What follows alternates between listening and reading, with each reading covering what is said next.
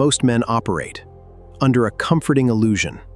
We think one drink is metabolically neutral. You think it just helps you fall asleep faster, but that is a chemical trick. Sedated is not asleep. A single moderate drink reduces your circulating testosterone levels for up to 12 hours.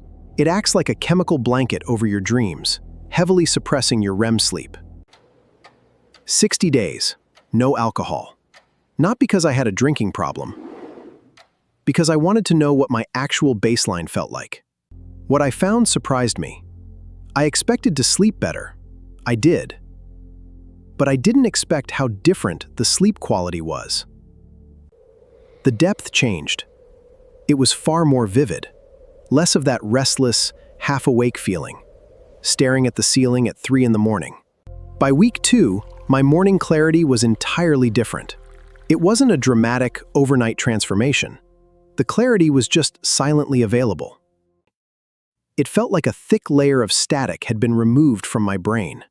Focus returned. Deep work suddenly felt far less effortful. The hardest part wasn't the craving, it was the social friction. People notice when you stop drinking. They start asking uncomfortable questions. You quickly realize how much of modern social culture is built entirely around alcohol. It is the default setting for male interaction. I am not here to tell you to stop drinking. I am not demonizing a beer with your friends on a Friday night.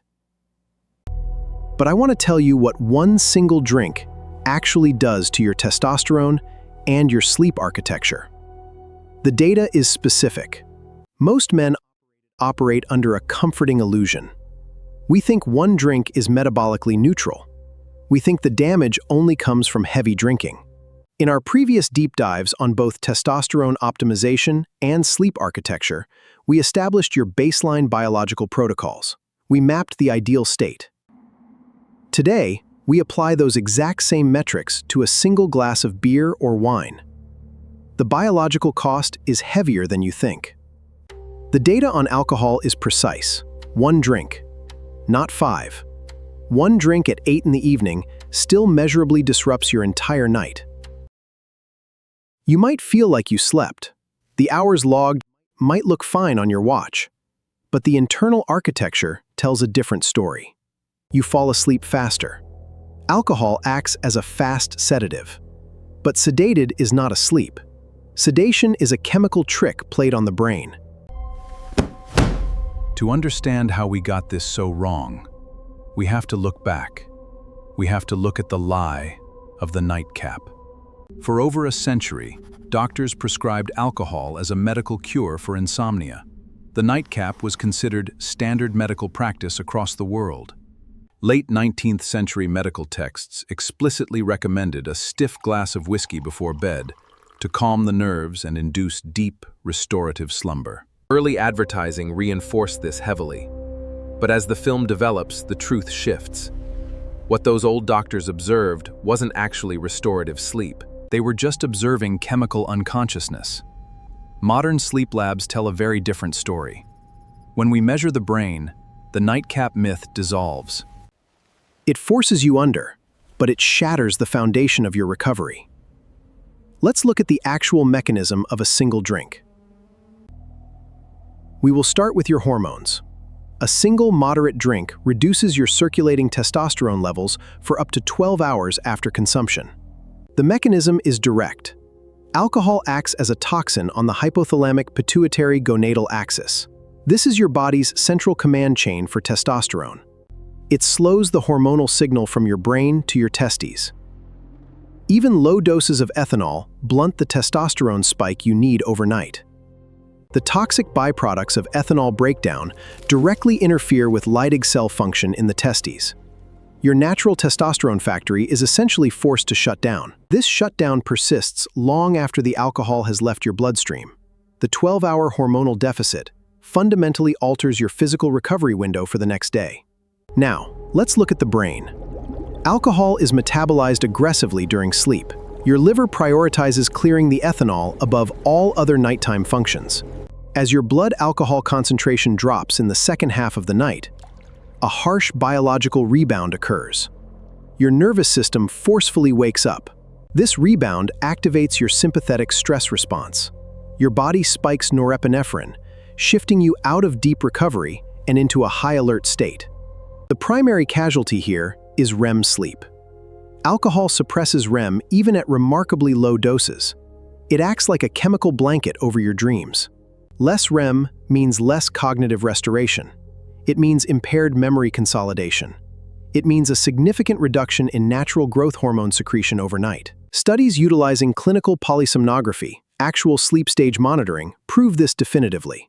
The data leaves absolutely no room for debate or personal interpretation. They show that a single moderate drink reduces your total REM sleep time by 15 to 25%. That is a massive loss. You lose 1/4 of your brain's daily repair cycle for a single glass of wine at dinner. The math simply does not favor you.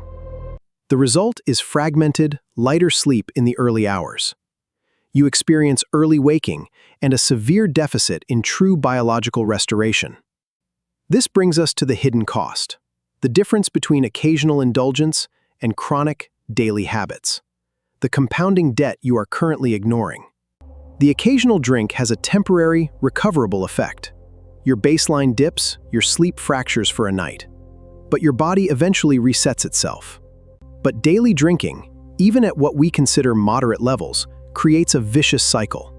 It progressively suppresses your baseline testosterone over time. It disrupts your sleep architecture chronically. You forget what waking up fully restored actually feels like. You accept the static as normal. This is the compounding debt.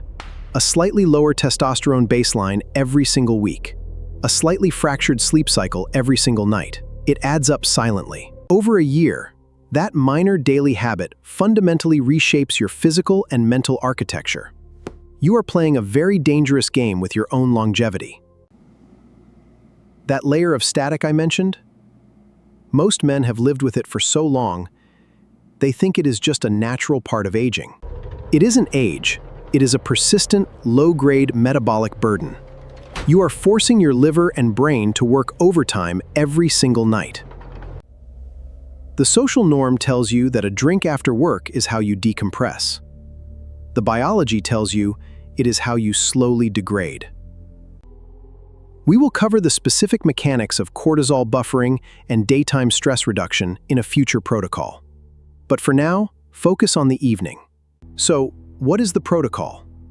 How do you navigate a world built around alcohol without destroying your sleep architecture and hormonal baseline? First, understand that timing matters immensely. Alcohol clearance relies on your metabolic rate. If you are going to drink, clock the exact timing. Drinking earlier allows more complete metabolism before sleep onset. A drink at 6 in the evening has a meaningfully smaller effect on sleep.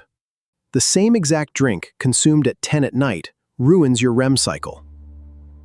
Give your liver the biological hours it needs to clear the ethanol. Second, match your hydration. For every standard measure of alcohol, consume twice the volume in water. Dilution aids the metabolic clearance process slightly. Third, do not eat heavy, fat-laden meals while drinking late. It slows gastric emptying and drags the ethanol metabolism deeper into your sleep cycle. But the most powerful protocol is the reset. I challenge you to run the 60-day baseline experiment. Remove alcohol entirely, for 2 full months. Not as a punishment, not as a moral crusade, but as a cold, calculated data-gathering mission for your own personal biological optimization. See what your unburdened sleep architecture actually feels like. Feel what happens when your testosterone axis runs without a daily chemical break applied. Pay attention to your morning clarity in week 3. Notice the sustained energy levels at 3 in the afternoon. The static will finally clear. Track it. Write it down. Once you feel that optimized baseline, a random Tuesday night beer starts to look like a very bad trade. I am not making the decision for you. I am not telling you to live like a monk. You should enjoy your life. But I am making sure you are making that decision with the actual data in hand. Ignorance is no longer a valid biological excuse. Know exactly what it costs you. Just one is never metabolically neutral. Factor that biological tax into every single choice you make moving forward. You own your biology. You control the inputs. Stop letting social friction dictate the quality of your internal architecture. You need to take command. I am pro-data. I am pro-performance. 60 days gave me the exact baseline answers I was looking for. Now it is your turn entirely. Run your own experiment. Gather your own data. Rebuild your baseline from the ground up.